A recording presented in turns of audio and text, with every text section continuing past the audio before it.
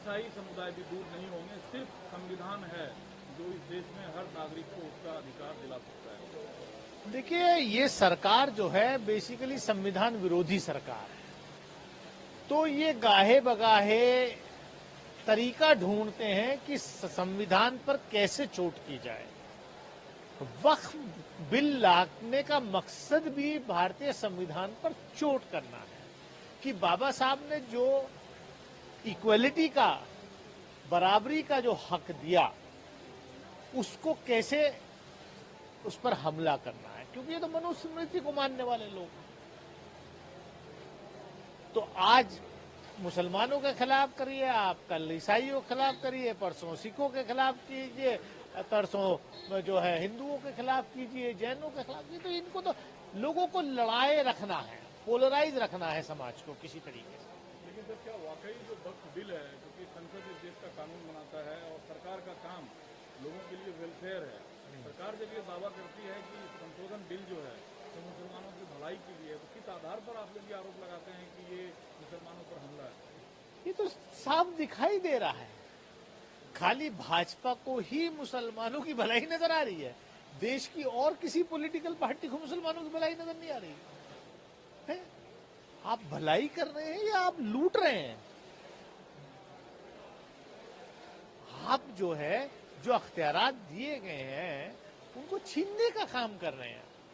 ऐसे देश नहीं चलता। आपके सूबे के मुख्यमंत्री ने कहा है कि वक्फ बोर्ड के नाम पर अब जमीन की लूट नहीं होगी, अब भूमि जो है राजस्व की भूमि होगी, स्कूल, कॉलेज, हॉस्पिटल बनेंगे, अब लोगों को घर मिलेंगे, गरीबों के लिए पक्का मकान होगा।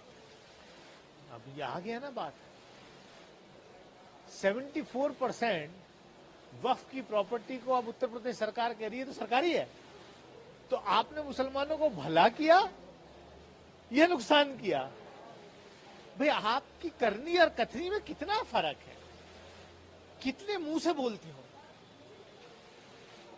इतने मुंह तो श्रीलंका वाले के भी नहीं थे जितने आपके हैं। श्रीलंका में आजकल प्रधानमंत्री मोदी हैं और दक्षिण के भारत को मिले, तो इसके लिए कहा है कि प्रधानमंत्री को वहाँ अथॉरिटी से बात करनी चाहिए, वो जमीन हमें वापस मिले। प्रधानमंत्री जो है इस ऐसे मसलों पर, तमिलनाडु का द्वीप वापस मिल जाए, चाइना ने जो कब्जा कर रखा है वो वापस मिल जाए, इस सब पर बात नहीं करते हैं।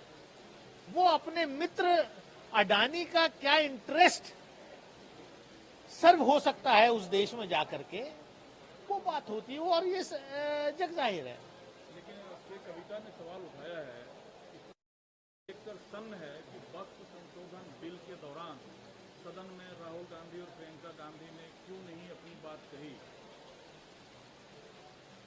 क्या प्रधानमंत्री आए वहां? भाजपा की पॉलिसी थी ना, भाजपा का फैसला था, सरकार का फैसला था।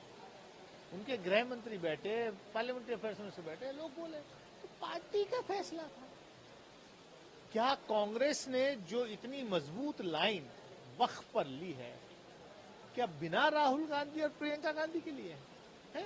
क्या बेवकूफी जैसे सवाल जो है इस देश में उछाले जाते हैं। लेकिन सर, अब संजय राउत को कर दिया, हमारे लिए अब ये चैप्टर क्लोज है, हम अदालत नहीं जाएंगे इस मसले को लेकर, क्योंकि कांग्रेस पार्टी सुप्रीम कोर्ट के दरवाजे पर है न्याय के लिए, फैसले के लिए।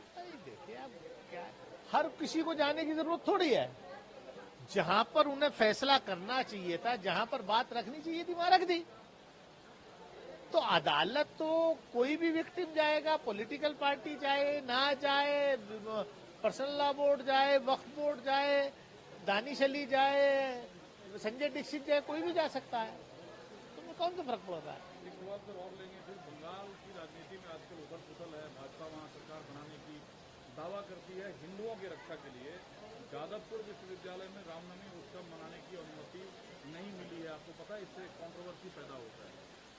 देखिए, भाजपा का पिछली बार भी सपना था, पिछली बार भी सरकार बना रहे थे, फिर उनको कोई और काम नहीं है बीजेपी को, सिर्फ धर्म के आधार पर लोगों को पोलराइज करना है, हर वक्त लोगों को काम पे लगाए रखना है कि वो सोच ना सकें गरीबी के बारे में, रोजगार के बारे में, शिक्षा के बारे में। इस पर चर्चा नहीं होनी चाहिए।